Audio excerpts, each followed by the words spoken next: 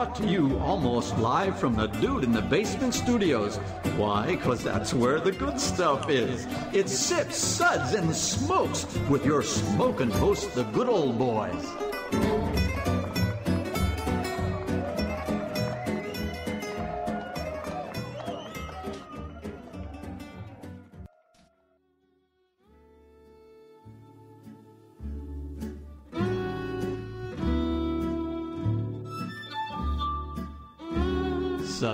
Suds, Suds. It's time for more Suds. Hello and welcome to Sip, Suds, and Smokes from Denver, Colorado. Really great to be back here for the Great American Beer Festival for 2015. This is good old boy Mike. Joining me here at the table is good old boy Dave. Hey, everybody. Good old gal Juliana. Hello. And Reverend Mark. Hello. Hey, we're recording this segment actually at GABF on Friday morning. We have some great stuff to talk about on this particular show. Listen, if you have never been to GABF, this is definitely quite the event. And we have a lot of great stuff to talk about. We are the best thing on at 2 a.m., and we thank you for choosing us over the Politico discussion of weed or immigrants. Who is the greater danger to the United States? Immigrants on weed. Immigrants on weed. And I can't, the number of people that came up and asked me, they said, when's the weed show, man? It's like, so we're in Colorado. The weed show never stops in Colorado. For those of you that don't know, marijuana is actually recreational legal here in Colorado. Listen, our Sud segments are all about beer, and definitely more beer. We've been back to GABF several times, and it's really great to come back. But we all walked into this with some expectations for this year. So I'm curious, what were your expectations, Dave? Well, I really wanted to go back to a couple of the places we'd been last year and see if they brought some of the same stuff or some of the places that we really like to see what new things they brought. But I really just kind of the same as last year. I just want to try stuff that otherwise I would never get to go to and sample. You know, places that I would not be able to find otherwise. Juliana, what were some of your expectations? Well, going to the same places as last year, seeing what they had that was different, if they improved on, some things that I thought were good but not great, but had potential, that sort of thing. But also I wanted to try to find like another area. We talk about in the beer world, there's regions in the U.S., that have those niches, like West Coast IPAs and then the sours and where they come from and stuff. So I found a new state that I'm like completely in love with. And which state is that? Texas. Yes. Texas. You are rocking my world this year. Yeehaw! Very true. Texas. All right. Mm-hmm. Okay. I never thought of that as a beer-concentric world. But it is. I mean, there's a lot of great breweries down there. I mean, we've covered Jester King quite a bit, and we all love Jester King. But we'll get to some of the ones that you liked from Texas. Reverend Mark, some of your expectations. Well, I won't reiterate what Dave and Juliana have said because that kind of represents a lot of my thinking already. But I would have to say that when I come to the GABF, I come with a beginner's mind, a beginner's palate. I just come to the event, and I really want to see, of course, what's new. It's more like a beer barometer of what's happening right now in this country. And so I didn't get to all the regions, and I'm definitely going to check out Texas now that Juliana's made such a high recommendation.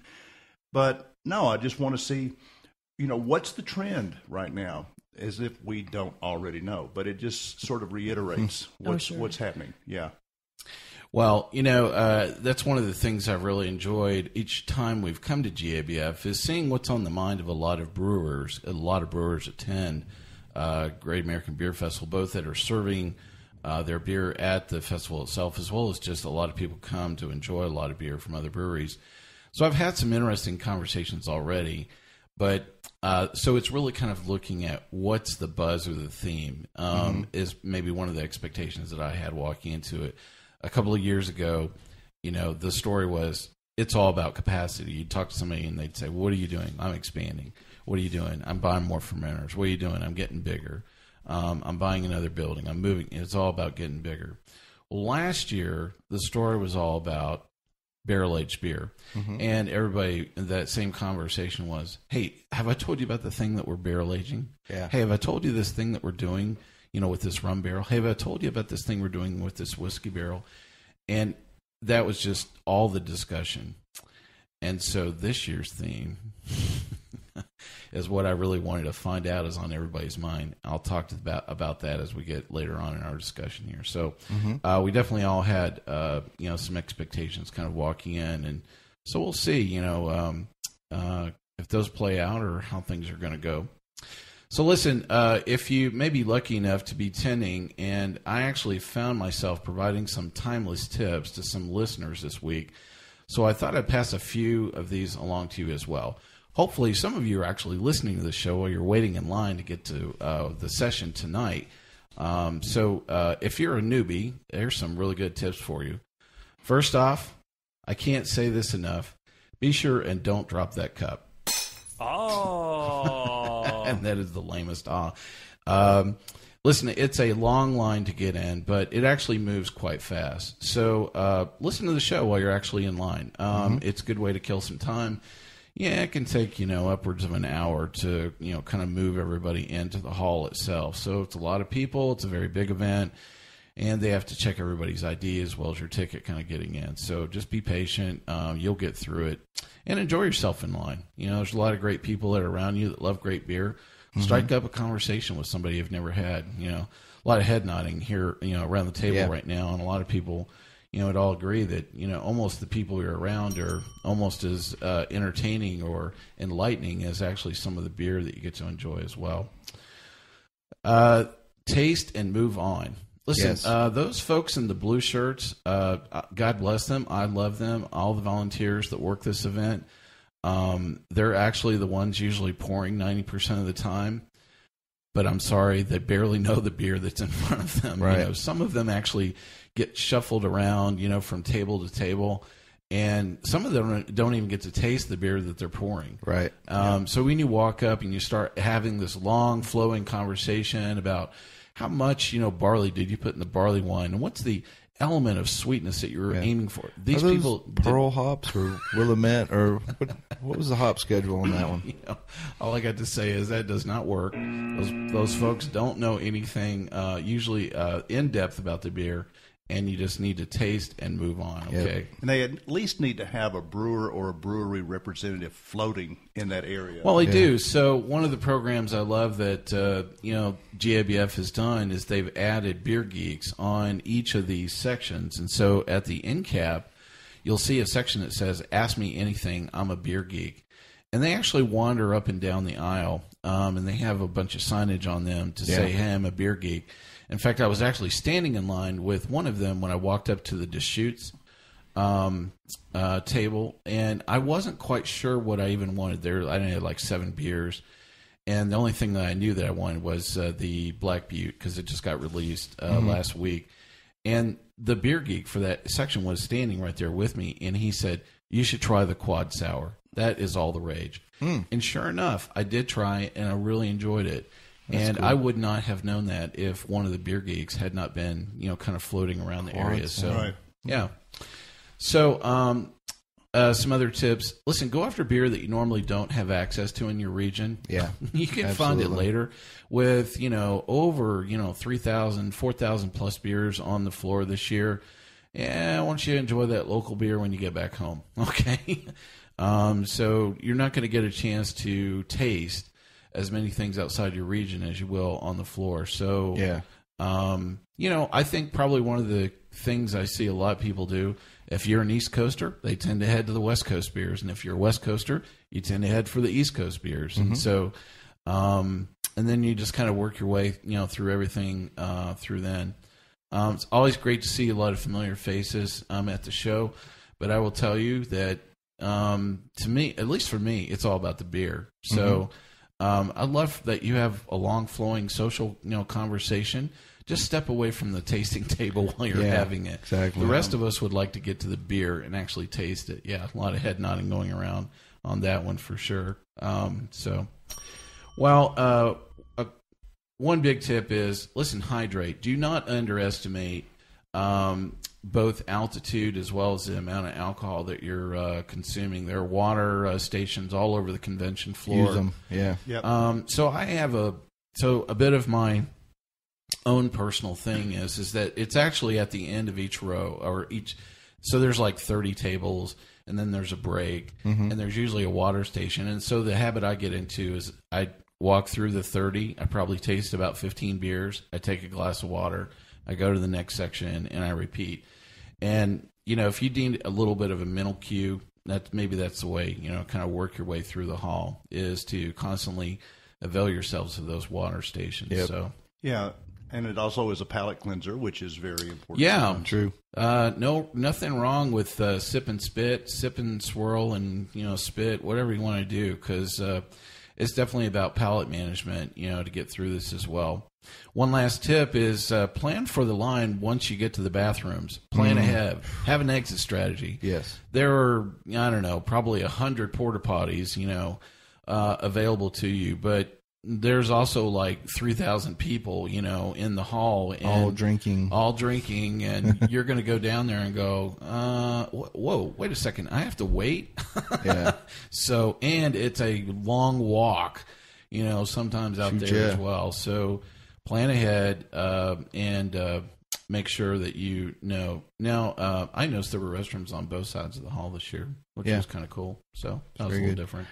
I would also say, as a tip, use the app. The app is a great resource. It shows you where everything is. You can look up breweries. You can see what beers they brought. And they even have special sections that break out like little tours based on styles of beers and things that will help you target things if you have a specific style or something that you want to get into. Yeah, the Brewers Association does a great job with that app, and we all use some form of beer diary. Our newbie here at the table is good old boy Dave, who just loaded Untapped this week. Already got like 1,000 beers in there. Just 2 days, right? Welcome to GABF. True. But, I find shifting over and using definitely the conference app is a lot faster than trying to keep things on Untapped. You can go back and add those into Untapped later. You can export things out on Excel and actually, sit down and plug all those things on in your laptop when you have a lot more time. Yep. Than trying to navigate, everything that's in Untapped. And, mostly just all of a sudden you look up a beer that's not on the floor, and that gets really confusing when you get home, and it's like, whoa, that's not the beer they were serving. Yeah. But that's the one I checked in. Nothing worse than that on your beer diary. So, well, there are some really great events this week here outside of GABF, and I've told many beer geeks that you should, even if you can't go to the show, you should be in Denver this week. Yeah. It's just amazing the number of events that are outside the show. A couple of ticketed events that are definitely some marquee elements. What the Funk was Wednesday night once again. We did not get to attend that, but and I haven't heard any feedback on it. Did you guys hear anything? I haven't heard from anybody that went there. I know, so I have no idea how it went this year. We are actually going to one of the premier events, which is the Rare Beer Festival. It is a charity for Pints for Prostrates. And this is one of our favorite events at GABF. And we're so proud to go back, not to just taste the beer, but support a really great cause as well. Pints for Prostrates does several of these events across the country. They were actually at Funk Asheville, and we're part of the sponsor for that particular event as well. And they tend to sponsor some really great beer festivals across the nation. So even though that is a sold-out event for today, if you do happen to run across somebody to be able to snag a ticket, you should definitely do that. It's quite awesome. A lot of other events, just every single bar you can imagine. And we're going to talk about some of those that we got to go to here in just a second. Literally, we loaded our calendar with all the events that are here in Denver. How many were there, Juliana? 92,000. It felt like we had so many that were loaded. Every time I look at my calendar, I'm like, I could be in like 23 different places at the same time. So that's pretty wild. Well, the convention hall is actually expanded, and just when you did not think things could get bigger for the convention itself, it is both bigger and beerier is the phrase. And, so I don't know if you guys got to walk over there, but did you guys walk over to that new section? What do you think? I thought it was neat. Well, yeah. It was comfortable, too. I got there towards the end of the evening, and it just felt very comfortable. It was a little bit, more elbow room, and yeah. And their bathrooms over there too. Yeah, that's right. To walk the 4 miles back to the other side of the hall. Yeah. I think one of the things that kind of surprised me, I thought when I was looking at the logistics, I thought they were just going to take all the non-pour activities like the Brewers Talks, and they had some of the competition, they had the draft, VIP lounge, and I thought they were just going to move those in that section, and I thought that was going to be it. There is a lot of beer. Oh, yeah. Over there in that area. So the guilds, all the state beer guilds are over there as well. They're pouring. And there are a lot of other, breweries that are over in that area as well. And I was like, wow, okay.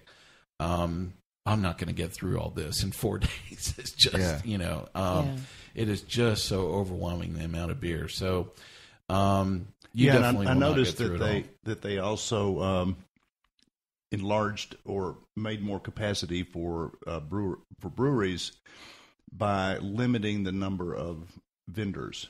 I mean, there are vendors there, that are selling right, but there's not as much as was there last year. Exactly. Yeah. Yeah. I always thought that the logistics of that just didn't make any sense because. If you're buying all that stuff, then you got to carry it all around, for the day. Yep. Last year we picked up a jockey box, and we picked that up like 10 minutes as we were walking out. On the way out. The way we were walking around with a jockey box, for the whole show. That would have been crazy. So I think that kind of made sense, that I'm sure those vendors still like to make those things available. There were stuff for home brewers or stuff for packaging, marketing, a bunch of things in the beer industry are all there. So, well, one big event that we definitely don't want to miss is our own event for Sip, Suds, and Smokes. It is going to be Saturday, September 26th at 5 p.m. at Cheeky Monk on Colfax. Be sure to RSVP on Facebook for a chance at a door prize. What do you think it is, Dave? Dream date with Reverend Mark. In your dreams. I don't know about that. I'm going to say negative. But still a lot of really great events. And we're going to have a great time at Cheeky Monk. So be sure and RSVP for that. They have been so nice. And we're really great to go back. It'll be bigger and better and beerier this year. Very beery. Very cheeky. Yeah. Yes. Well, that's covered a little bit of our overview for GABF. We're going to take a quick break here. We're going to be right back, and then we're going to talk about some beer. How about that, guys? Let's do it. We'll be right back.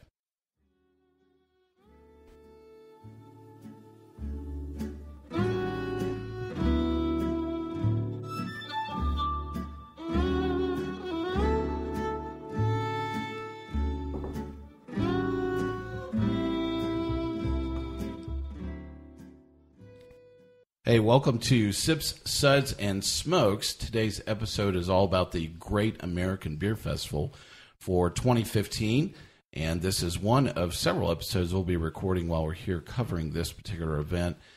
And now it's time to get to some beer. How about that? Yeah. Oh, damn time. So, listen, we had a chance to visit a couple of places and events already. First up, we actually dropped by Hops and Pies, a really great place. We've been to Hops and Pies quite a bit. They always have a lot of great events for the Great American Beer Festival. this particular event was featuring kind of a cool thing. So Crooked Stave is actually creating their own distribution company, and they're bringing in some beers that, some of the other larger distributors just simply, they're kind of getting overlooked. Yeah. And so some of them are friends of the brewery, over time, and they just felt like, hey, some of these are just not going to come here.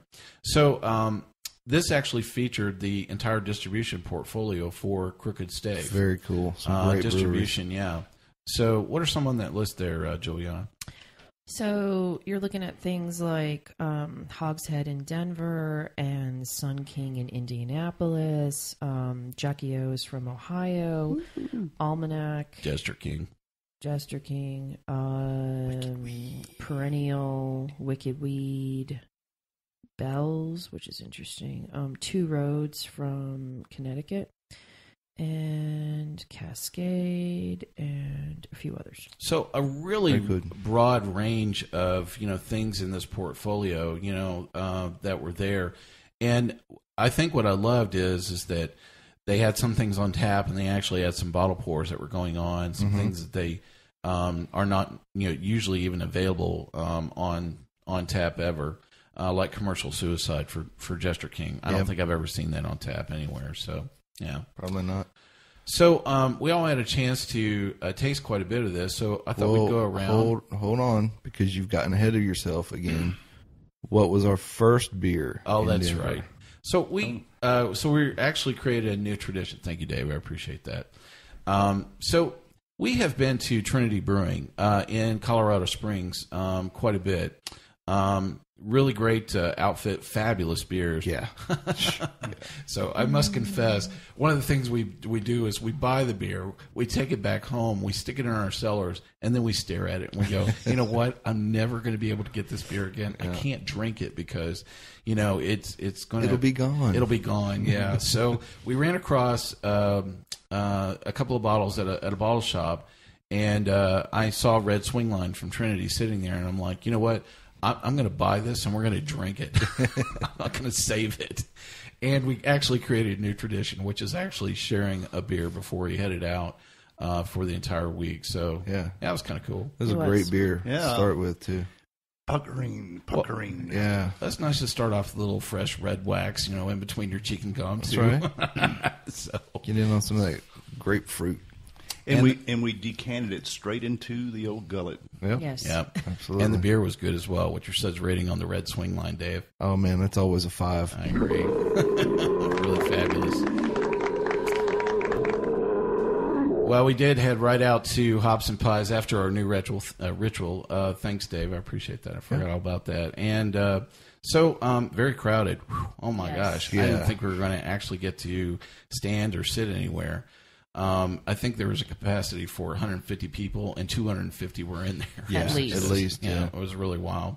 So I thought I'd start off here with Dave. What was something you had out of that flight that really kind of struck you? The best thing that I had, I mean, there was a lot of great beers, but I'm a huge Wicked Weed fan out of Asheville. And I had the Pernicious IPA. It was kind of a funky... but still hoppy IPA with a little bit of a peppery flavor to it, I think, from some of the yeast working there, and great bitter finish on it. It was just a very solid, funky IPA. What's your suds rating on that? I would give that one a 4. A 4. How about that? Really great beer. Juliana, what were some of the things that you had there at Hops and Pies? And like Dave said, there was, such a variety and a lot of great things to choose from. But I went with Suburban Beverage from Perennial. I really enjoyed that. It's a Goza with orange peel, lemon peel, key lime, and blood orange. And to me, it was outstanding because you got saltiness, but you also got these really interesting fruit combinations. And I'm still thinking about it. I need to get a bottle of that. What's your suds rating on that? That's a 4. A 4 as well. I thought I should really not make that sound. Reverend Mark, anything catch your attention at Hops and Pies? Oh, so many things. And my method of madness that particular night was just to order a lot of and share with others a lot of the 3-ounces that we were bringing in. But I have to say, I'm narrowing it down to this one. I really, really like the Sun King's P-Funk. Huh? How about that? Yeah.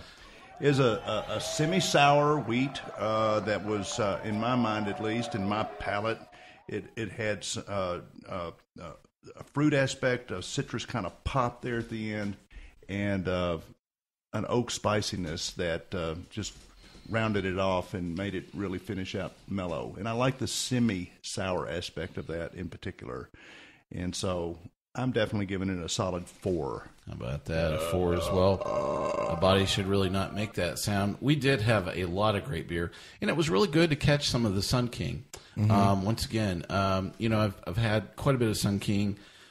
They're out of Indiana, right? I think that's Indianapolis, right. yes. Indianapolis, that's right. And I think it's a Fistful of Hops. I think it's one of their beers. Is that?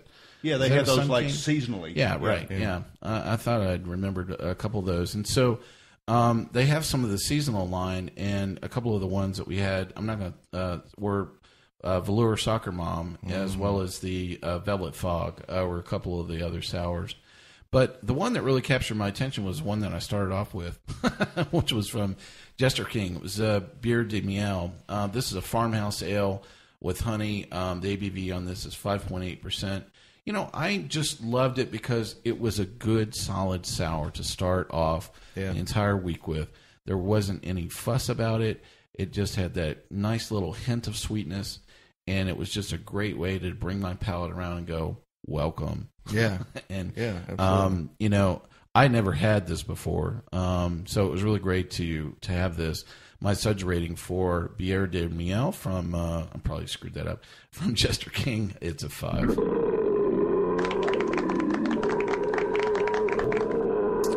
Listen, the hang time, give me another. Well, we had a great time there at Hops and Pies and a lot of great beer to choose from. We decided to go and catch up with some friends of the show, as well as another event at World of Beer in Cherry Creek.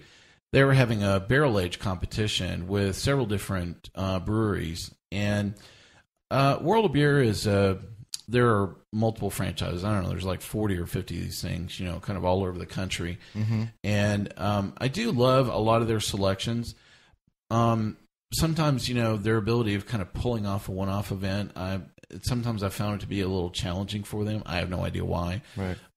Mainly because they just have such a huge tap lineup. I mean, they have 50 taps, at a lot of World of Beers. So you kind of get in there, and it takes you like 15 minutes to stare at the menu. Figure out what you want. I don't know what kind of mood I'm in.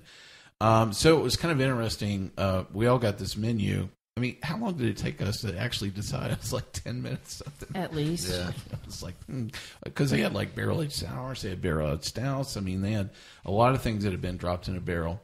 So this is good continuity of that theme that we talked about, from last year. So you're seeing a lot of the beer that has been barrel-aged, over this last year coming out and available to the market. Dave, what were some of the beers that caught your attention in this particular flight? Well, the one that jumps to my mind first was a barrel aged. It was a 471 small batch IPA from Breckenridge, and it was a barrel aged IPA. And I've had a few. I'm sorry. of these. Hang on a second. Let me get my head wrapped around that. A barrel-aged IPA. Right. I thought IPAs were supposed to be fresh and hoppy. What happened? Well, I think you can. I think a lot of times what they'll do is they'll barrel age part of the beer and then they'll mix it with a fresh hopped portion so that you get the best of both worlds. Well, and that's what this was. So very interesting. So right down the road at Odell, they have Barrel Thief, which is also, I think, is a barrel-aged IPA as well. Yeah. So what did you think about the Breckenridge version? I think that the way they did it, the smoothness of the oak and the vanilla from the barrel aging really complemented the hoppiness. And sometimes those kind of flavors will clash a little bit. But in this one, I think they did a great job of picking the right hop varieties and blending it in a way that that made the flavors really complement each other. It was delicious beer. Probably one of the best ones I had that night. And what's your suds rating on that? I would give that one a definite 4. A 4. A body should really not make that sound. Juliana, what'd you pick to have at World of Beer? So there's a lot of stuff, and all these great names, but the one that oddly enough stuck out for me was from Sam Adams, and it was the Black Harbor Stout, which was an imperial stout aged in Utopia barrels. And wow, I just was really blown away. Because Utopia barrels. Yeah, wow. Yeah. Full blown 40% ABV, cough syrup, wow. Holy cow. But I mean, I hate to say it, but I typically don't think of Sam Adams as a contender in these big barrel-aged, brands. But it was nice. It was really nice, and I gave it a 4. A 4 as well. Body should really not make that sound. Reverend Mark, what captured? Did the there were no catch my cops attention? involved. No. The cops did not capture your. The cops were taking care of this party kind of upstream Upwind. from us, but not us. Yeah. We were downwind from somebody that was having a real good time. Yeah. So we're at the pot show. Well, other than the weed that they were smoking, next to us, what did you like there at World of Beer? Yeah, I really like the breakfast that Dave mentioned, but the one, I guess because it was so late, the one that really just put me to bed and made me dream really nice dreams was the brewery's cuvee. Oh yeah, the anniversary from the brewery. So this series is made every year, and it is usually a pretty spectacular beer that they usually make. Usually pretty high ABV. I don't know, it's probably 16. I was going to say 18%. It felt like 30. So what do you think about that? Well, first of all, what I like so much about that, and it was the end of the night, and it's an old ale, and and it's a really obviously high gravity old ale, which they are, but this one's even more so. So this one, you could age it for 100 years, and it could be totally oxidized, and it would still be beautiful. And for me at least, it was sweet but not cloying. It had dark, rich fruit to it, like dried type fruits, plum, and it was creamy. It was just a beer creamsicle. So what your suds rating on? I'm giving this one a 5, a solid 5. I agree. Nice. So I really love that Patrick Rue makes that every year. It is a real treat. It is something, I think it's released this month, is when it actually hits the market. Maybe a little pricey, when you kind of stare at it. Still take care of it. You should definitely try a bottle, or that's actually on tap, like we had it at World of Beer. Sometimes you'll find the brewery anniversary ale is on tap somewhere, so you'll get to enjoy it without maybe forking over, some righteous bucks. Well, real quick, the one thing that captured my attention at World of Beer, other than the weed, was... And that's not wicked weed either. Right. No, it's definitely not wicked weed, yeah. Was actually a great brewery that I got to visit at Fort Collins Brewers Festival, which was from Comrade. It was Super Damp, their IPA. And, really just kind of whip my palate around. This is a uber IPA. Even saying it's a double or a triple or whatever. I mean, it's just. But a lot of things that are kind of thrown in this category are like hop bombs. They're too bitter. They're like 120 IBUs. This was just a different kind of hop bomb in that it really was capturing the essence of the floral component of the hops. And it's in that same class as Hetty and a lot of other things that are very floral forward. And I ended up passing the class run. You guys all had to smell it. Very good. Yeah, it was. And it kind of brought me back to meeting Danny Lynn, who's the brewer from Comrade. And really, I really wish that this was available in cans and bottles and they were distributing. We ended up sitting with somebody that lives in Fort Collins at the next place we're going to talk about. And he was like, yeah, I swing by there every Friday and pick up a growler from Comrade. So really great beer. I love Super Damp. It's a 5. And I actually think that I really think those beers actually could hang in the top 10 IPAs. I mean, I think they're that good. Yeah. And I've seen some recent competitions and blind, tastings of IPAs, and I've not seen Comrade. And I think part of it is just they don't distribute. They're draft and growler only. So, and they're new and small. So we'll see if that changes. Sometimes you make great beer. Extraordinary things happen a lot faster than you think. Well, from there we actually took off and grabbed our media credentials and decided to go and visit a couple other places. One of the things that happened this year was Great Divide actually created a new facility that is out on the north side of Denver. Mm-hmm. And that's where they run their canning line, I believe. And they have their barrel aging rooms all out there. It's big. Yeah, it was a lot bigger than I thought it was going to be. And so they actually have a new tap room there. It's only been open about 8 weeks. We dropped by. We caught a whole flight. And it was great just to kind of check the room out. A lot of brewers in the room. Yeah, and a lot of logos on work shirts there. Yeah, definitely. And, I thought it was a really cool place. So if you didn't know that there was another tap room, Great Divide actually has another one that's in town. We drove by it by accident. Head out to the new one. Yeah. I think you'll find some interesting offerings out there at the new one. But across the street is the Source. Yeah, I couldn't wait to get over there. It was like, I'll take the Great Divide to go. Yeah. So can you deliver it across the street? Ran across the street over to a building called the Source, and there are several restaurants and a couple of shops in there. There's a butcher shop. There's a bakery. There's a liquor store. There's a cheese shop, and there's a couple of restaurants. Mexican, Latino kind of place, and the Acorn, which is just awesome. Make a lot of great stuff at the Acorn, but way in the back is something super special. Tucked away in a corner. It's Crooked Stave, and this is where their main tap room is. And so we walked on back there. What do you think as you walked back there? This was the first time you've been there, right? Remember? Yeah. Oh, it was a vacation unto itself. And you walk up and you see all the plaques, and you're like, wow, there's 20 beers on tap from Crooked Stave in one place. How do you do that? Yeah. And then you're faced with, which one do I want to taste? Yeah. And that's when the word sampler comes in. in. There you go. It does. Did you guys notice the flux capacitor system in the corner? Yep. Yeah. How about that? So now I've seen it in 3 places. It's at Torst in Brooklyn. It's at the McKellar Bar in San Francisco. And they have a flux capacitor system here at Crooked Stave as well. So if you don't, it's not something to travel back in time. Sadly. No, definitely not. But they call this thing flux capacitor because they can adjust the temperature and the CO2 on a line-by-line basis specifically for that beer.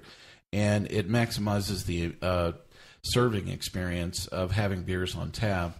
And so it's kind of cool. It definitely looks pretty wild with all these red hoses, kind of going all over the place too. So very cool. So it wasn't as crowded as I thought it was going to be either when we got there. There were a lot of people, but we did find a table. We were able to sit down, and you guys were able to pick up a taster flight, right? Yeah. Yeah. And in the back, they actually had a few more of the beers that were in the distribution portfolio. Back there on tap as well, and I actually picked up one of those that we got to sample as well. I forgot what it was. Impossible Soul. Thank you, Dave. It was Impossible Soul, and we think it's a collaboration or it Rare is. Barrel in Modern Times. There you go. Sure. Yeah, I just saw Modern Times. I think is all I saw. Yeah, and so great beer, and I actually just had a couple of sips of that and let you guys enjoy the rest of the sample. Yeah. A little tart. A little bit. I had some almost like honey sweetness to it, though.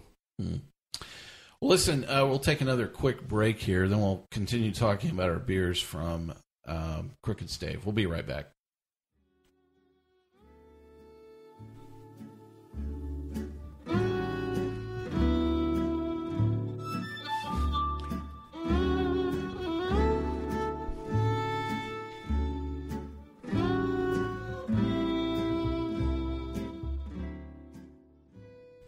Hey, welcome back to Sips, Suds, and Smokes. Today's episode is all about the Great American Beer Festival in Denver, Colorado for 2015. We're talking a little bit about some of our adventures around the convention, and we're picking up some of our conversation by dropping by Crooked Stave at the Source, their tap room. Dave, what was some of the things that you liked there at Crooked Stave? Well, the sampler, I don't know how many it had, like 10, I think. And they were all awesome. Like any one of those beers, if you got a full pour, you'd be happy with it. One of the best things, I think, and it was hard for us to find the name, was Between the Staves. And it's actually a collaboration, I think, between Crooked Stave and Anchorage. Huh. How about that? Big, beautiful beer, man. The well-rounded sourness, a lot of flavors from the barrels. Just picking up things, dark fruits, a lot of spiciness and everything. It was an amazing beer. It was the best beer and an amazing flight. What's your Suds rating on that? That one is a 5. 5. How about that?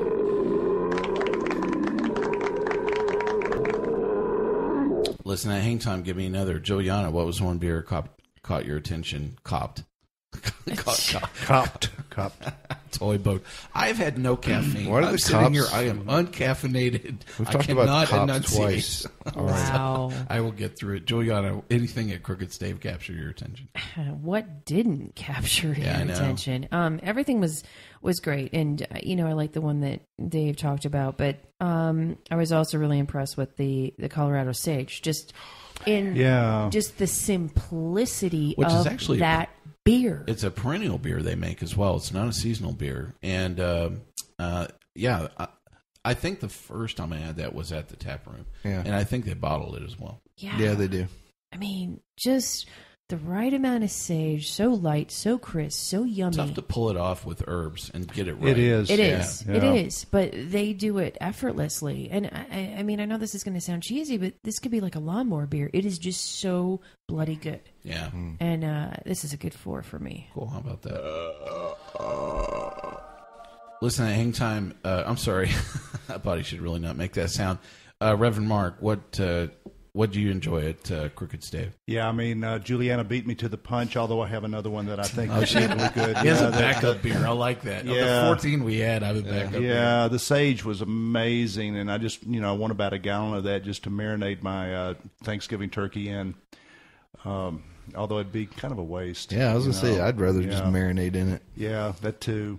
I'd have to say, the one that really they all caught my attention. That's the thing about Crooked Stave. You really can't walk away from any pour without being the better for it. But I have to say that Nightmare on Brett Street was pretty out there. Yeah. Yeah. Really it was just, again, kind of a dark, resiny, very spice forward. Not too sour. I mean, it was definitely a sour, but it just was a right combination of everything coming out. And Nice cherries. Yeah. Oh, yeah, of course. Yeah. So, for me, of all of them, and I mean, you really, with Crooked Stave, you can't give low ratings, hardly anything they come up with. But I'll give this one a 5. How about that?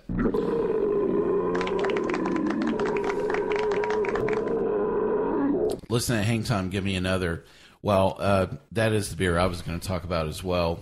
So I have a little bit of a story about this, and then we'll move on to the next subject. So I was here in Denver, 3 or 4 months ago, and it was actually for the Fort Collins Brewers Festival, and I got to drop by at Crooked Stave, and some of their beers can be a little difficult to find, or even around town here in Denver.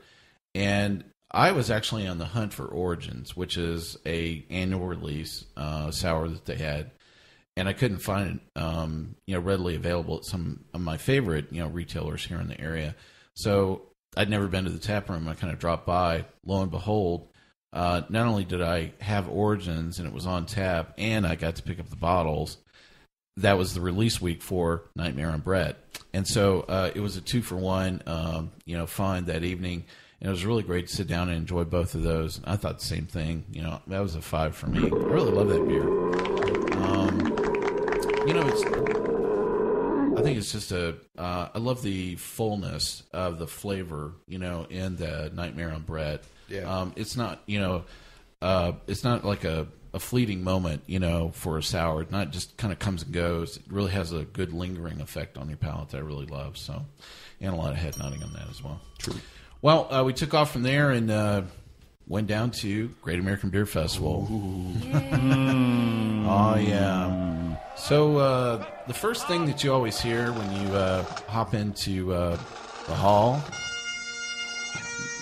fire up the bagpipes, laddie, because it's time for serving beer in Denver. That's right. They walk through the hall, and they have the bagpipe corps that welcomes you into the hall.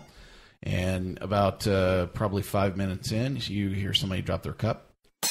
Oh. And you definitely know right where you're at.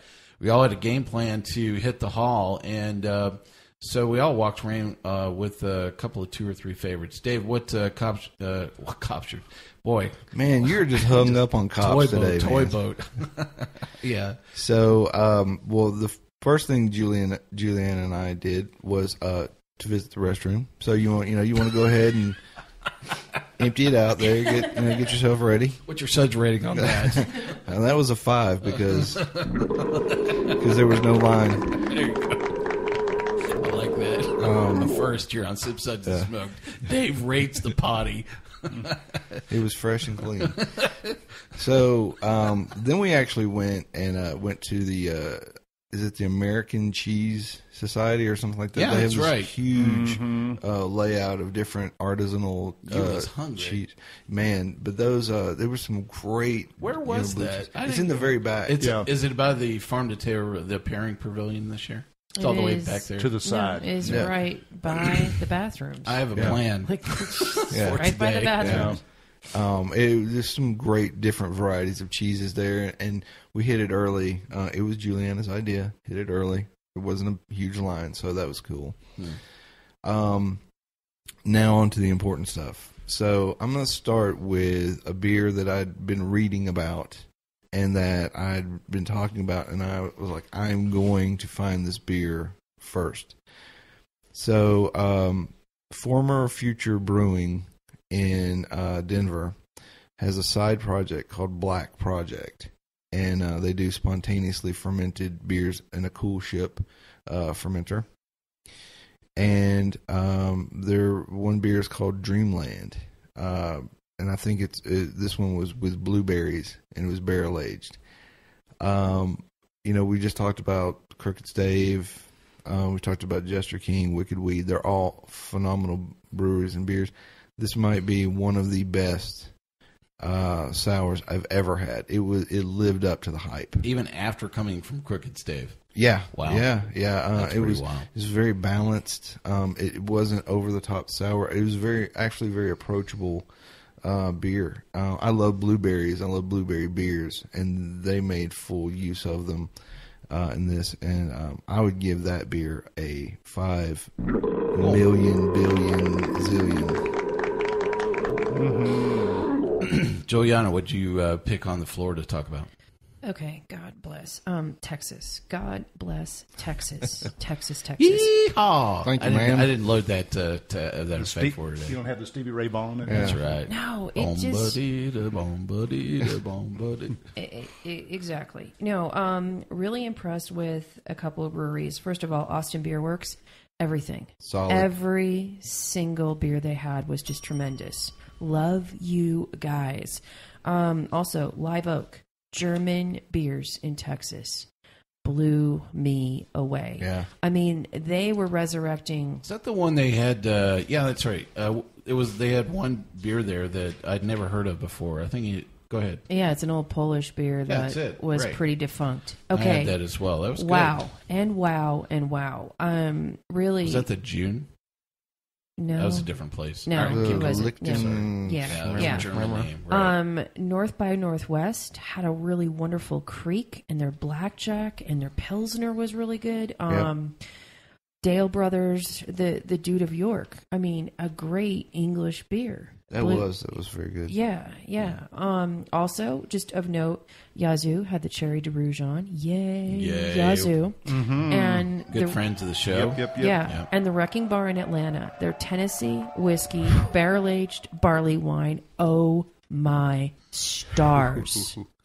And that's all I'm going to say. Wow. Well, we won't rate each one of those, but at least you have a good short list of some things to put on your in the GABF. You can actually tag beers that you want to go and visit. So pick some of Juliana's favorites to go to by Texas. And check out. Yeah, go to Texas. Yeah. You can't go wrong. I like with that Texas. German. That was a pretty cool beer. I remember that. Yeah. Sour and smoke. And it wasn't just like the normal flight of German beers that they had there. Yeah. They had several that I had not learned of. So I love the fact that it was not a Me Too brewery. Remind me a lot of Urban Chestnut out of St. Louis. Very similar flight lineup, there. But even that, I don't think that Polish beer that they had.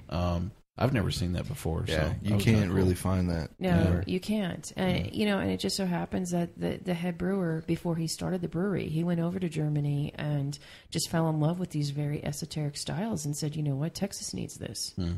Reverend Mark, what captured your attention on the floor? Oh, me. All right. Well, I have to say, I started out the evening. We have a 2-minute warning on Reverend Mark. In a good way. What really caught my attention, just grabbed my attention right off the bat, was the Paradox table.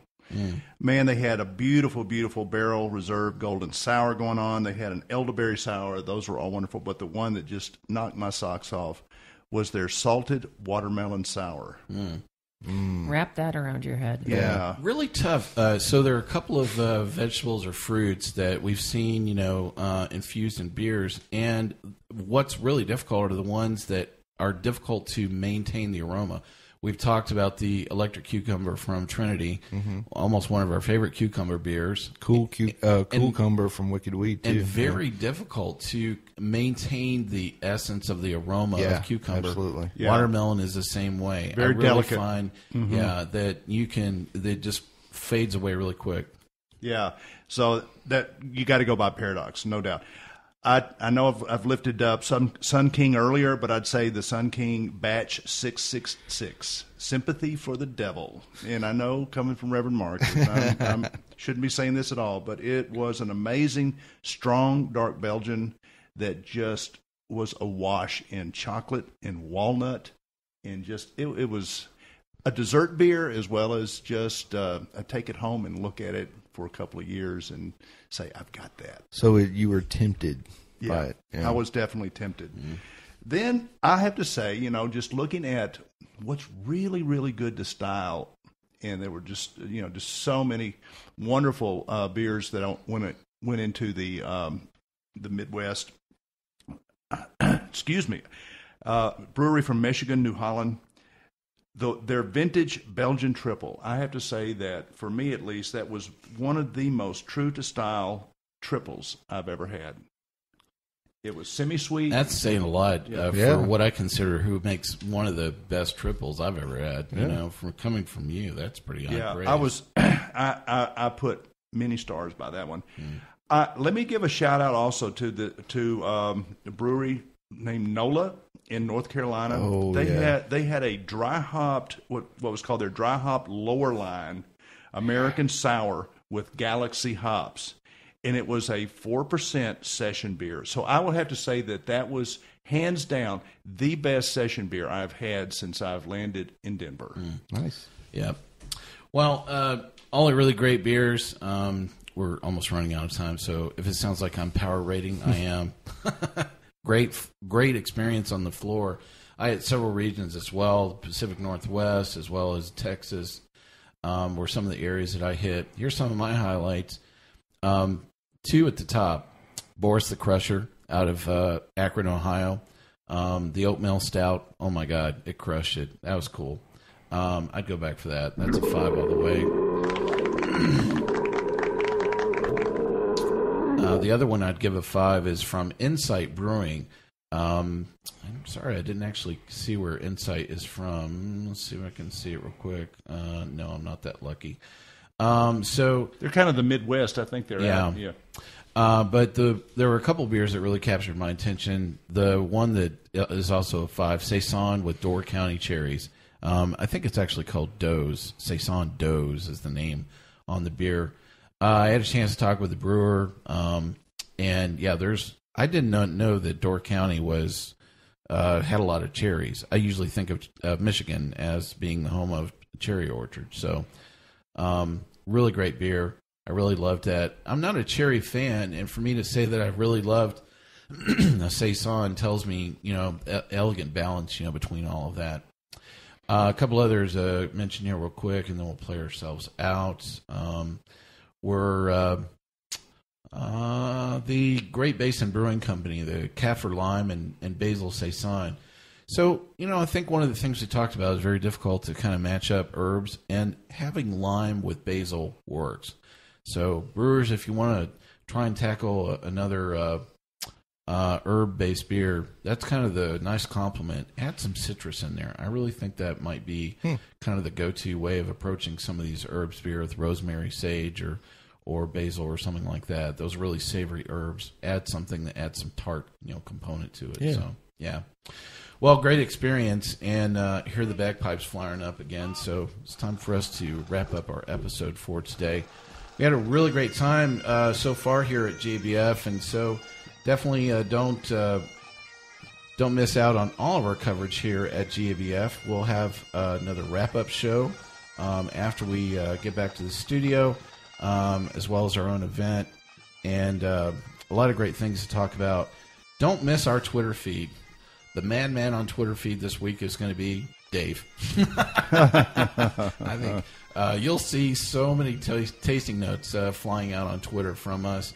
Definitely don't miss those. We'll probably sit down and actually flow a lot of our tasting notes. Boy, I need some caffeine quick and soon. Need some of that weed, man. I know. That doesn't help me get through the day. But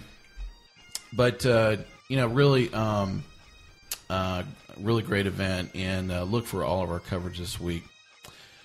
Well, none of this could be possible without great sponsors, and I definitely want to give a quick shout-out to Peabody Wine and Spirits, one of our sponsors from Boone, North Carolina.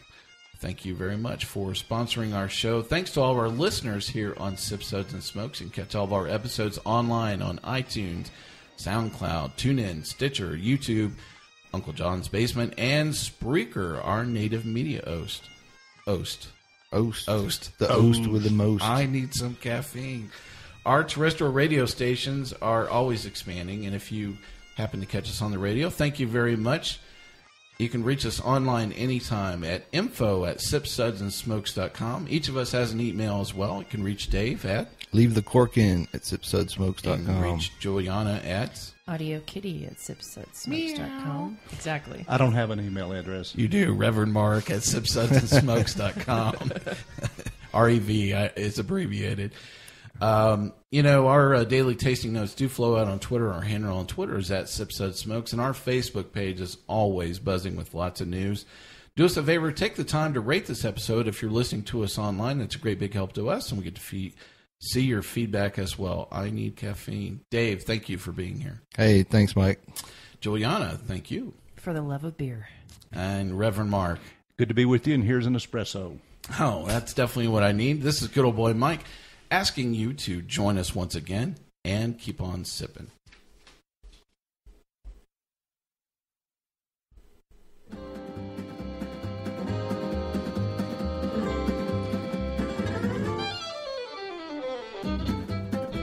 This has been a One Tan Hand production of Sips, Suds, and Smokes, a program devoted to the appreciation of some of the finer slices of life. From the Dude in the Basement Studios, your hosts, the Good Old Boys, will see y'all next time.